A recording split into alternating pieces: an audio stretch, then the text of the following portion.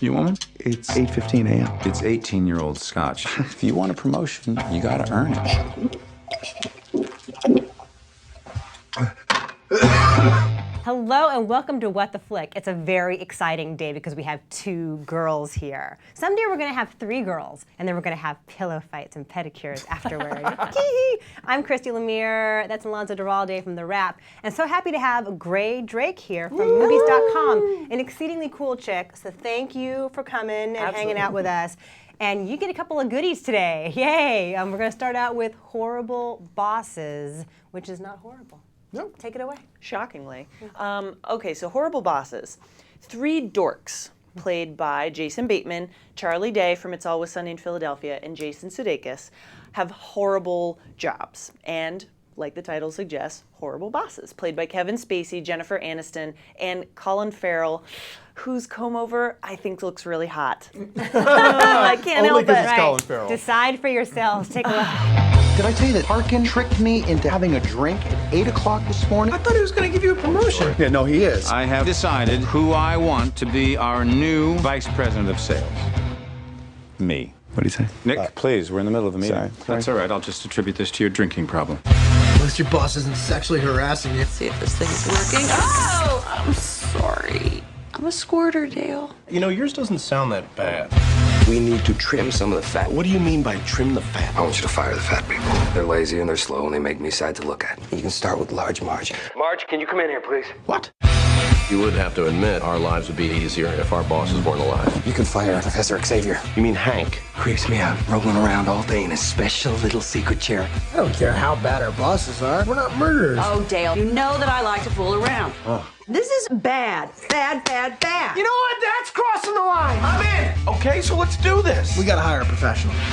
I'm gonna be your murder consultant. Word. You wanna pull off a brilliant murder? It's gotta look like it's an accident. You gotta be smart. I'm gonna honk the horn 6 times. Something much more subtle. 4 honks? Can you honk once? People honk once all the time. You're gonna be running in and out of the house. No, it's you. Come on, no, it's you. So it's like Strangers on a Train with more cock jokes, which I didn't think was possible, but but I like that they at least acknowledge that they are stealing from Hitchcock. Yes. With this. Yes. Jason Sudeikis' character admits, hey, it's like Strangers on a Train, which of course no one else knows. No. And yeah. awesome that they confuse it with Throw Mama Oh, from the train, yeah. And Right. I guess a reference to Kind Hearts and Coronets was going to be too much to ask for. So, you know. Here's the thing about Horrible Bosses. I will admit up front, I laughed start to finish. So it is funny. There are funny jokes. You will go and you will laugh, and that's all great. But as with Bad Teacher a couple of weeks ago, I got the feeling this is a movie that could have been darker, could have been edgier, could have tapped into how angry people are about how shitty the economy is and how awful so many day jobs are where you are getting treated like crap by the man. This movie it has kind of a failure of nerve for that sort of thing, and it just kind of coasts along on being goofy and being wacky, and on that level it's fine, and it delivers, and yeah, I did laugh. But the whole time I kept thinking, there's more here that they could have tapped into, and they just didn't feel like it. But I like the fact that they're not trying to be relevant about the economy. They're not trying to talk about, the state of the postmodern man's fragile psyche. I don't want it to be I not like that. fun. I don't want it to be like messy. just like a dreary, let's talk about, our shitty jobs. But you could have that, there could be an undercurrent of rage or something that they could have tapped into to make the comedy darker and more ferocious. They're just frustrated, and it's messy and sloppy, and I kind of like that about it. Right, and I kind of felt like another movie that missed the mark in this way was Larry Crowne recently. Like, it's all anybody wants to talk about is how bad the economy is. I like this movie a lot just because it's a studio comedy, so like Bad Teacher, I bought it hook, line, and sinker and was like, okay, it's not going to get any meaner than this, but I loved it. So many great little moments, and those guys have amazing chemistry together. No question. And although, did you guys get the impression that Colin Farrell's role got cut substantially? Yes. I don't know, a little of that guy goes a long way, though. A little of like the narcissistic comb-over kung fu fighting They could have done some fun things goes there. I don't know. a long I felt like there was a lot less of him than of the other two. There's a lot less of Jennifer Aniston, I thought. She disappears for big chunks of the movie. But did you buy her character for a second? I did not, because she's incredibly hot. Why would she want to fuck Charlie Day? Exactly. Thank you. That's what it boiled down to. Again, that was such a male fantasy figure. I didn't buy it for a second. That's part of why I like the messiness of it, because that makes no sense at all. Like, I like that we have to just accept it. Of course she wants to sleep with Charlie Day, this tiny little furry dental hygienist assistant of hers. Of course she does. Well, I counted. There are 4 speaking roles for women in the movie. Okay.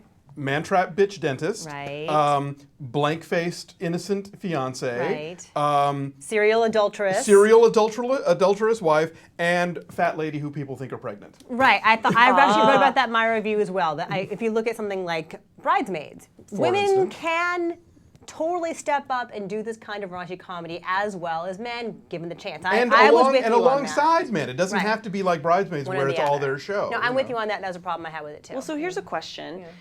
This is like the male 9 to 5. Okay. Yeah. So if you look at it in that way, I don't feel differently about Dabney Coleman or the male characters in that movie versus the females because it's really not about them. Like, so I didn't mind so much that they didn't have as much dimension in this. I was focused on those 3 guys, and they were so fun to watch that it really just carried me for the whole movie. They are. And I mean, improvised a lot, clearly. Yeah. From the outtakes you see at the end. Yeah. My favorite part being that you can see Charlie Day desperately trying not to laugh when Jennifer Aniston is just rubbing up on him. I love that. But ultimately, I mean, I felt the same way you guys did. I felt like it was a snack when I needed a meal. Yeah. Tapas. It's there you go. Dim sum. Again, it's not like this isn't funny or that you won't have a good time. I just saw potential here that it doesn't hit. But yeah, Charlie Day and Jason Sudeikis were really funny in that that Drew Barrymore movie last year, Going the Distance, which I really liked. That. Yeah. They were good parts of it, you're right. And they bounce off each other really well here. And then as a nice counterpoint, you have Jason Bateman doing that sort of deadpan, slow burn that he does. Yeah. And yeah, I mean, I laughed a lot. They made me laugh a lot. I just wanted more from you, horrible bosses. I'm sorry. It's like the summer of the studio comedy, and like our superhero movies have let us down. And yeah, but Bridesmaids delivered. That's Bridesmaids went further out than they had to for their nice little safe bubble, and it's now become Judd Apatow's highest-grossing movie. Really? It's made Yes. like over $150 million domestically alone. And it's great. and really low drops. Really box office low. from week to week as far as percentage goes. So like it's getting word of mouth, it's getting repeat business. People are going to see that movie, and so I hope that is more of a bellwether for the future as far as people realizing, hey, we can make a studio comedy and push it a little more and not have to play it so nice, so that the future Bad Teachers and Horrible Bosses will be, darker and meaner and more fucked up and funnier. Right. Can I say though, I'm glad that, I'm not going to say who it is because I don't want to give it away. I'm glad that one of the bosses does indeed get it. I'm not going to say who, but if they were really playing it truly safe, no one would die.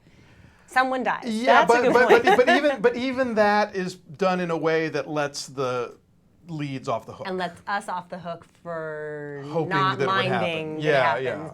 Can I mention Charlie Day real fast? Because I love It's Always Sunny in Philadelphia. He's essentially doing that same role. He's sort of the innocent, clueless guy who gets really screechy, really manic when things go wrong. But I like that guy, and I like that the world now knows him. Sure. For sure. And Yeah. that show's becoming more popular. It's Yeah. always exciting to see like writers with kind of an alternative perspective, getting some attention. Going back to Bridesmaids, it's like Kristen Wiig, her writing Annie partner. Mumolo. Exactly, should write more movies. Those kinds of people should be getting more jobs. Charlie Day is like, yes, and the little guy. This will be a huge hit. Another graduate from the Judd Apatow School, one of the writers on this movie is John Francis Daley, who played the lead in Freaks and Geeks, and who's in this movie briefly as one of Bateman's coworkers. Well, there you go. It was directed by Seth Gordon, who did King of Kong, which was great. Yes. And Four Christmases, which was not great. Which is not great. Which you can read all of that in Alonso's book, Have Yourself a Movie Little Christmas. Numbers, please. Miss Grae, what'd you give it? I give it an 8. Solid 8. Okay, Alonso. I did laugh, but I was left a little, so 6.8 for me. I'm giving it a 6.8 since Alonso was kind enough to do math for me. I know that averages out to 7.2. So that's a really good, resounding little endorsement from us. I think it's somewhere, if Matt Atchity were here, he would tell you it's somewhere in the mid-80s. Wow, really? Yeah, Okay. low to mid 80-ish on the tomato meter. So anyway, he's still gallivanting in Hawaii. So go check out Horrible Bosses. Have a great weekend. Bye, thanks.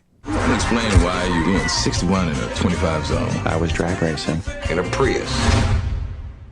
I don't win a lot. Ain't no rest for the wicked until we close our eyes for good.